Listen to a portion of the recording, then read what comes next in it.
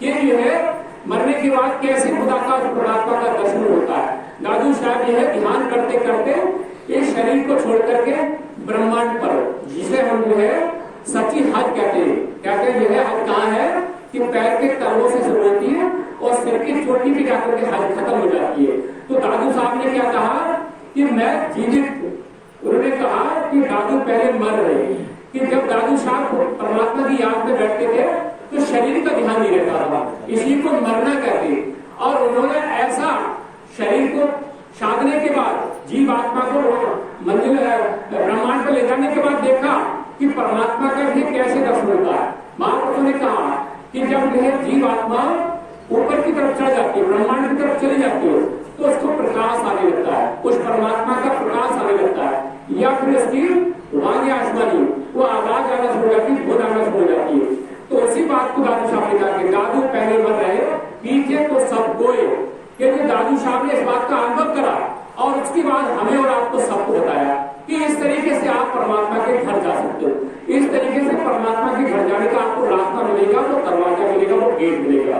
एक लाइन और कहूंगा, गुरु अमरदास जी ने फरमाया कि सतगुरु सेवे ता मन जाए, सतगुरु सेवे ता मन जाए, जीवित मरे हर सुचित लाए। ये जो है गुरु अमरदास जी ने फरमाया का सतगुरु सेवे ता मन जाए।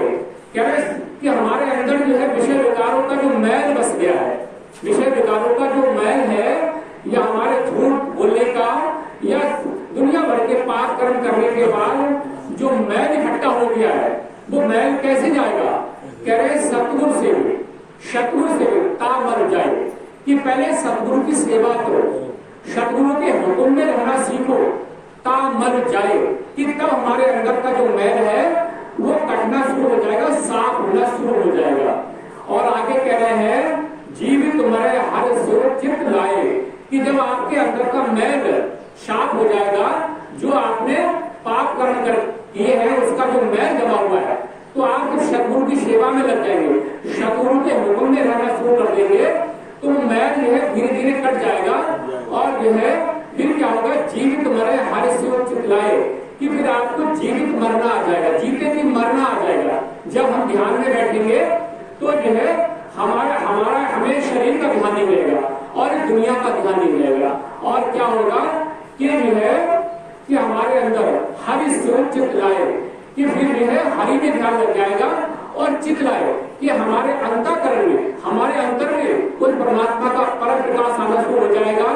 और उस परम प्रकाश में परमात्मा का वो प्रकाश रूपी स्वरूप आना शुरू हो जाएगा, परमात्मा की धुन और आवाज आना शुरू हो जाएगी।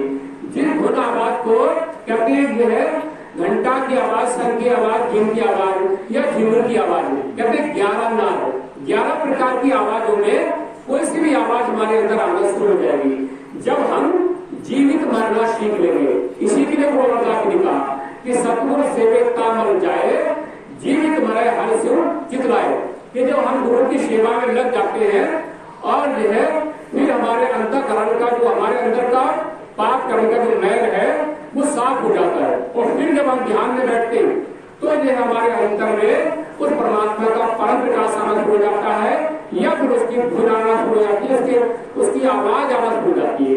तो ऐसी हालत जब हमारी हो जाती है तब हम परमात्मा की भक्ति करने वाले होते हैं। हम दुनिया की कितनी भी पूजा पाठ कर ले, पर जो है हम परमात्मा के घर जाने का रास्ता नहीं ढूंढ सकते, हमें वो रास्ता नहीं मिलेगा।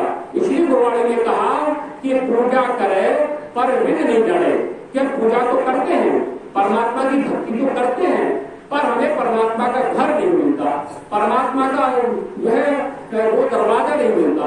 इसलिए महापुरुषों ने कहा कि ज्यों तिलमाई तेल है, ज्यों चकमक में आग, तेरा साईं तुझने जाग सके तो जाग। क्यों परमात्मा जो है हमारे और आपके अंदर बैठा हुआ है, पर जो है हम परमात्मा को देख नहीं पा रहे।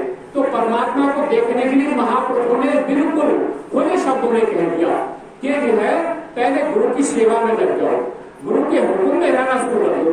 आप जो है चाहे 50 साल पुराने सत्संगी हैं, आपने कभी गुरु के हुक्म को नहीं माना, सेवा नहीं की, भजन नहीं किया, और जो है आप कहें मुझे मोक्ष की प्राप्ति हो जाएगी, ये असंभव है। महापुरुष कह रहे हैं कि पहले सेवा करो। सेवा करके अंदर के जो विषय विकारों के पाप, हमारे पापों की मैल की गठरी खट्टी हो गई है, उसको जलाओ, उसको राग करो। उसके बाद जो है आप जब ध्यान में बैठेंगे तो परमात्मा का दर्शन होगा, प्रकाश आएगा, धुन आएगी, आवाज आएगी, फिर वो घट के अंदर, इसी मानस मंदिर के अंदर आपको दर्शन देगा। तो समझ लीजिए जब आपको दर्शन होना शुरू हो गया तो आप समझ लीजिए कि हम अब परमात्मा का भजन सुमिरन कर रहे हैं, सही रास्ते पर चल रहे हैं और दरवाजे में हम प्रवेश कर चुके हैं। अब हमें इसी जन्म में मोक्ष की प्राप्ति होगी।